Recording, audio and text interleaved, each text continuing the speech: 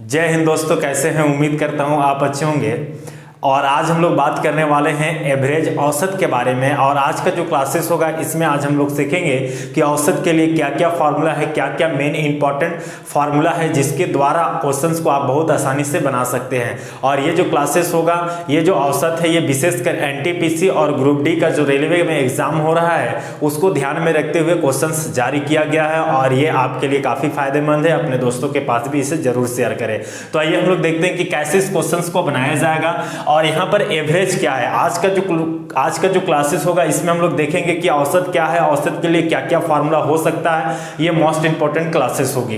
तो आइए हम लोग देखते हैं सबसे पहले औसत निकालने का क्या मोस्ट इंपॉर्टेंट फार्मूला है। तो देखिए, औसत का मतलब क्या होता है कि जितना भी आपका परिणाम है या जितना भी आपका प्रेक्षण है, उन सभी प्रेक्षणों को हम लोग एक जगह जोड़ेंगे और जितना भी प्रेक्षणों की संख्या होगा उससे हम डिवाइड करेंगे।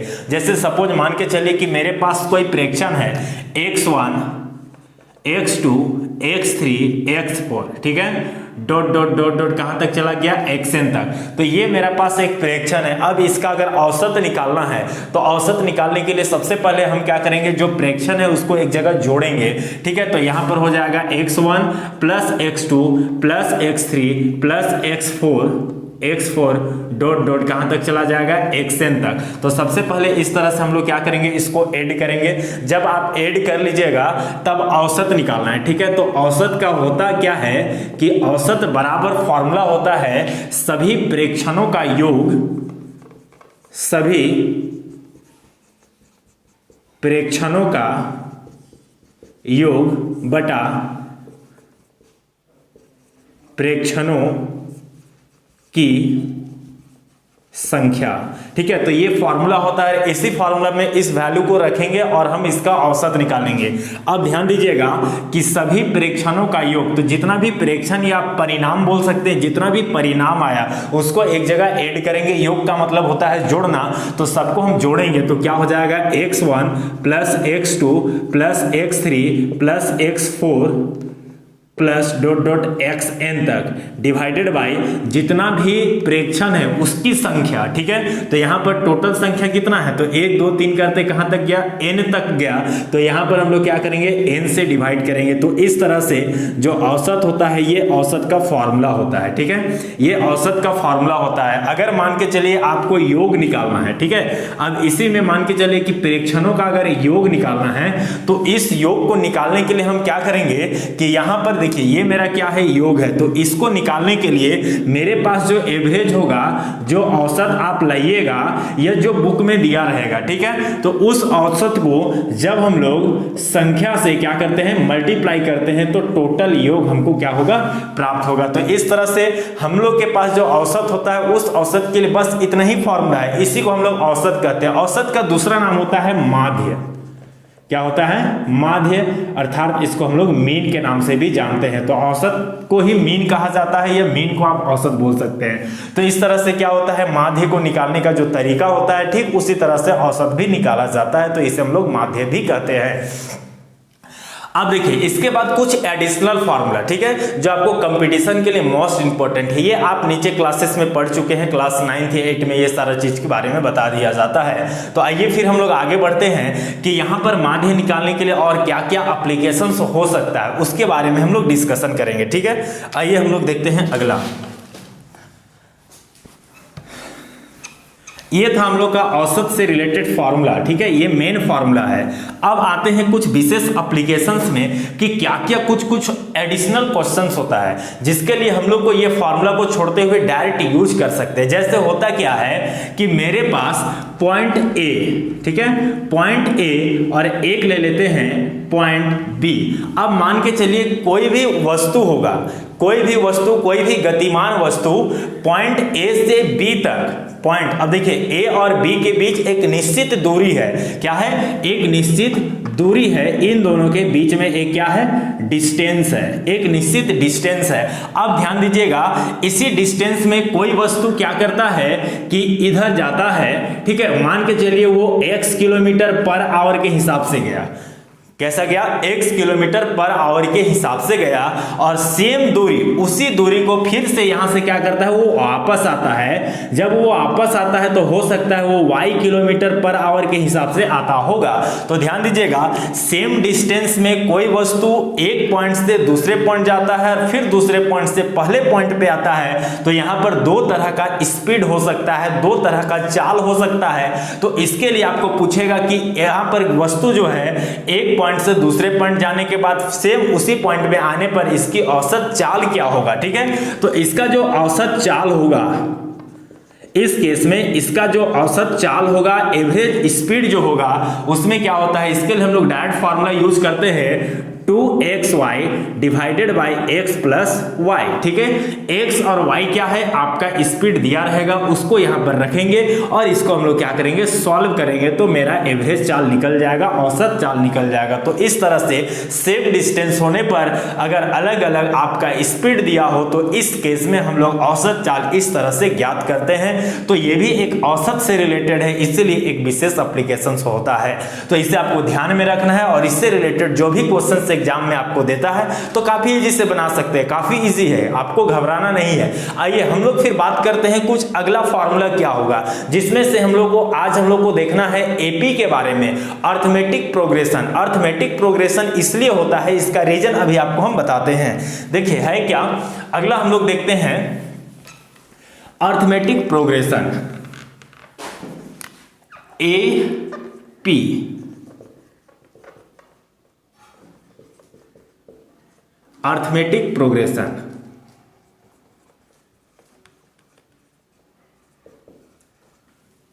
आज हम लोग देखेंगे अर्थमेटिक प्रोग्रेशन के बारे में। इसे कहा जाता है समांतर श्रेणी, समांतर श्रेणी, समांतर श्रेणी। अब देखिए नाम से ही पता चलता है कि जिस श्रेणी में समान अंतर होना चाहिए उसी को समांतर श्रेणी अर्थात एपी के नाम से जानेंगे। अब ध्यान दीजिएगा कि जब अर्थमेटिक प्रोग्रेशन का कोई भी क्वेश्चन हो, अब इसका अगर हम स्टैंडर्ड फॉर्म की बात करेंगे, अगर इसका मानक रूप की बात करेंगे, तो इसका जो मानक रूप होगा वो होता है A plus D, A plus 2d, A plus 3d, a plus 4d, ठीक है। ये चलते चलते चलते चलते आपको कहां तक आएगा, a plus n minus 1 into D. तो ये एक फॉर्मेट होता है एपी का। अब इस एपी में अर्थमेटिक प्रोग्रेशन में हमको a और d कंपलसरी होता है कोई भी एपी को बनाने के लिए। अब बात आ जाता है इसके बाद कि ये एपी का मतलब क्या हो रहा है। तो जिस सीरीज में, जिस भी पैटर्न में अगर आपका समान अंतर होगा, समान डिफरेंस होगा, तो उससे आप औसत कैसे ज्ञात करते हैं, ये सबसे बड़ी बात है। जैसे अब मान के चलिए कि 2, 4, 6, 8, 10, 12 ... 80, ठीक है। यहां तक 80 तक लिख दिया। अब बोलेगा कि का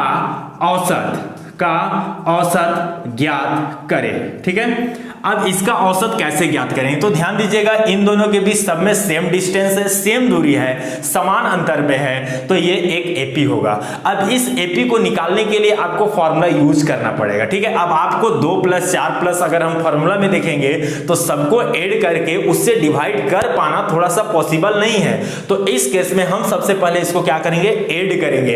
अब इसी एपी से अगर हम लोग को देखा जाए, इसी तरह से कोई भी क्वेश्चन जो समान अंतर पर होगा उसका औसत निकालने के लिए सबको हम लोग क्या करेंगे, पहले जोड़ेंगे। पहले क्या करेंगे, इसको जोड़ेंगे, ऐड करेंगे, और जब ऐड करेंगे उसके बाद टोटल नंबर्स, जितना भी यहां पर पदों की संख्याएं होगी, उस पदों की संख्याएं से हम क्या करेंगे, डिवाइड करेंगे। तो ध्यान दीजिएगा कि यहां पर जो अनंत पद है इसको लास्ट टर्म कहा जाता है। तो इस लास्ट टर्म का जो फॉर्मूला होता है उससे हम लोग को n निकालना पड़ेगा। अब ध्यान दीजिएगा, लास्ट टर्म जिसे हम लोग tn लिखते हैं, ठीक है, बराबर a plus n minus into D.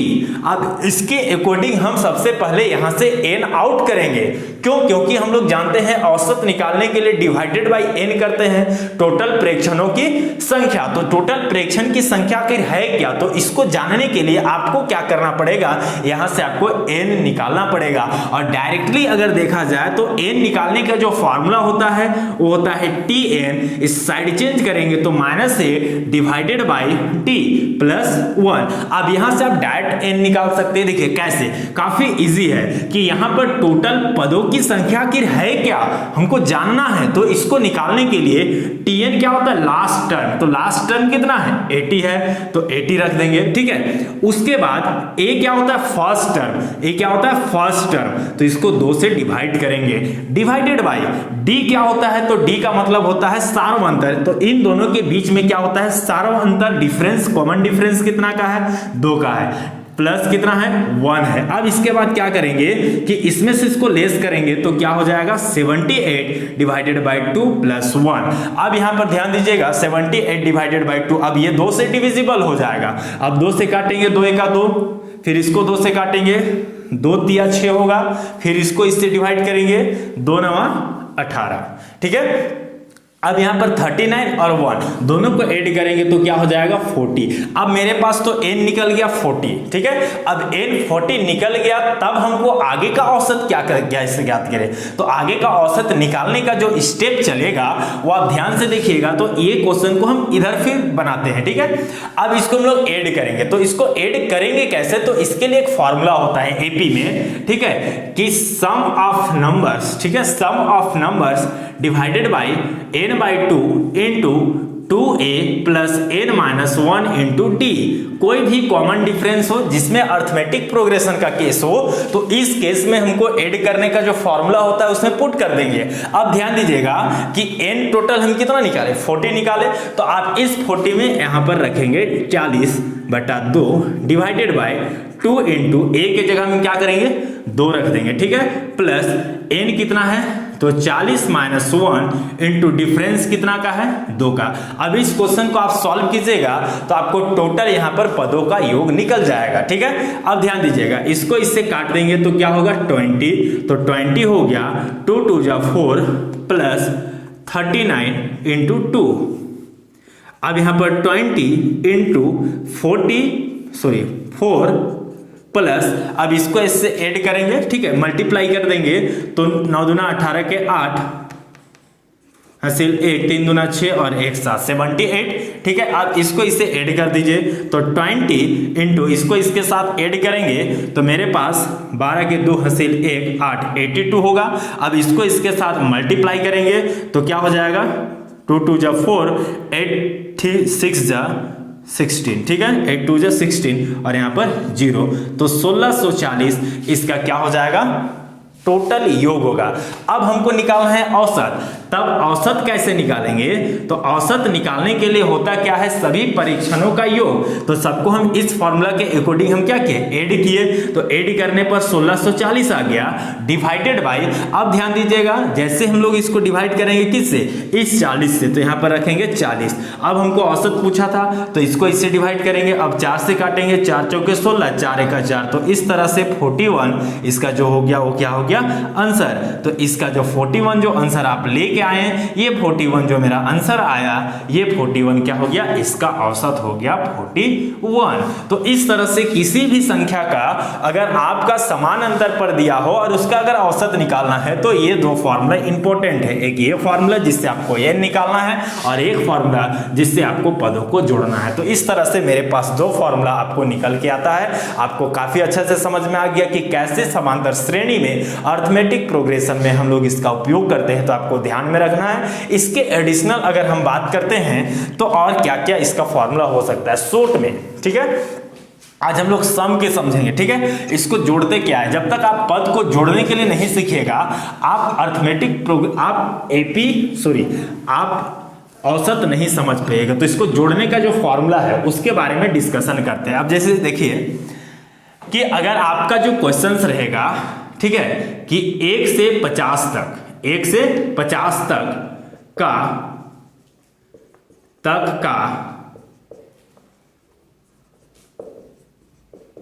औसत ज्ञात करें, ठीक है। अब 1 से 50 तक का जो संख्या होता है उसका औसत कैसे ज्ञात करेंगे, तो सबसे पहला चीज है कि 1 से 50 तक का सभी संख्या को क्या करना पड़ेगा, जोड़ना पड़ेगा। तो उसको जोड़ने के लिए हम लोग को फॉर्मूला यूज करना पड़ेगा। तो इससे पहले कि हम कुछ फॉर्मूला देख लेंगे, फॉर्मूला आखिर होता क्या है उसको ध्यान दीजिएगा। पहला फॉर्मूला क्या है कि प्रथम से n तक के प्राकृत संख्या का अगर आपको योग निकालना है तो इसके लिए फॉर्मूला होता है n into n plus one divided by two, n into n plus one divided by two. अगर हम बात करते हैं कि इसका अब औसत क्या होगा, तो इसका औसत क्या होगा कि 1 से n तक के लिए जो योग होगा वो n into n plus one divided by two होता है। अब इसको हमको डिवाइड करना है 1 बाई n से। अगर औसत की बात करेंगे तो n से डिवाइड करेंगे। अब n को n से जब हम काट देंगे तो मेरे पास रिजल्ट क्या बचेगा, n by two n plus one divided by to. तो इस तरह से हम इसका औसत ज्ञात करने के लिए फॉर्मूला आउट कर सकते हैं। उसी तरह से दूसरा नंबर की अगर हम बात करेंगे कि अगर आपको निकालना है प्रथम से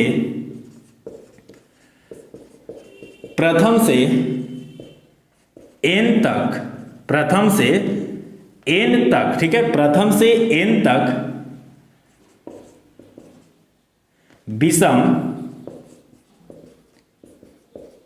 विषम संख्या का अगर योग की बात करते हैं तो उसका फॉर्मूला होता है n स्क्वायर। अगर इसी में अगर हमको औसत अगर निकालना हो तो औसत निकालने के लिए जो सम होगा n का जो स्क्वायर होगा उसमें से क्या करेंगे, n को डिवाइड करेंगे तो n into n divided by n, तो n और n कट जाएगा तो क्या बचेगा, n। मतलब इस तरह से हम लोग फॉर्मूला का यूज करेंगे और डायरेक्ट कैसे ज्ञात करते हैं ये आपको पता चल जाएगा। अब इसी तरह से अगर हम बात करते हैं, अगला जो होगा रूल्स नंबर 3 कि बोलेगा कि प्रथम से n तक अगर सम संख्या की बात करेगा, ठीक है, तो सम संख्या का अगर हम योग की बात करते हैं तो योग जो होगा वो होगा n into n plus one. ये क्या होता है formula, n into n plus one. अगर सम संख्या की बात करेगा तो अगर इसका हमको औसत निकालना है तो औसत निकालने के लिए फॉर्मूला जो यूज होगा वो n into n plus one. अब इसको डिवाइड कितना से करेंगे, n से, तो n और n कट जाएगा तो क्या बचेगा, n प्लस वन। तो इस तरह से हम क्या करेंगे, इसका भी औसत आप ज्ञात कर सकते हैं, ठीक है। तो इस तरह से कोई भी क्वेश्चन अगर आप बनाना चाहेंगे तो काफी इजी रूप से आप बना सकते हैं, ठीक है। अगर इसी में अगर हमको देखना है नियम 4, ठीक है, अगर 4 नंबर की बात करेंगे नियम 4 में, तो यहां पर बात यह होगा कि 1 से, ठीक है, यानी अगर हम बात करते हैं कि प्रथम से n तक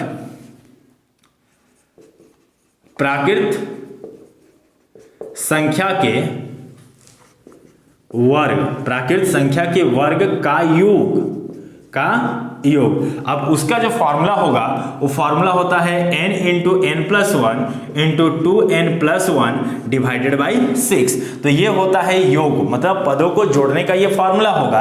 अब इसी में अगर आपको औसत निकालना है, ठीक है, तो इस औसत को निकालने के लिए आपको क्या करना पड़ेगा, जो मेरे पास योग है n into n plus one into two n plus one divided by 6, तो इसको डिवाइड करेंगे किससे, n से, जितना भी टर्म्स होगा उससे डिवाइड करेंगे तो n से n क्या होगा, कट जाएगा। तो मेरे पास जो रिमाइंडर बचेगा n plus one into two n plus one divided by 6। तो इस तरह से हम लोग क्या करेंगे, इसका भी औसत आप फाइंड आउट कर सकते हैं। तो देखिए फॉर्मूला वही है, ठीक है, फॉर्मूला जो हम शुरू में बताए थे कि सभी प्रेक्षणों का योग डिवाइडेड बाई प्रेक्षण की संख्या, रिलेटेड उसी से है। बस अंतर क्या हो रहा है कि यहां पर क्या हो रहा है, थोड़ा सा रूल्स चेंज हो रहा है, क्योंकि अगर हम लोग प्राकृत संख्या की बात करेंगे, सम संख्या, विषम संख्या, इस तरह का कोई भी संख्या की बात करेंगे तो इसमें थोड़ा सा रूल्स को आपको फॉलो करना है।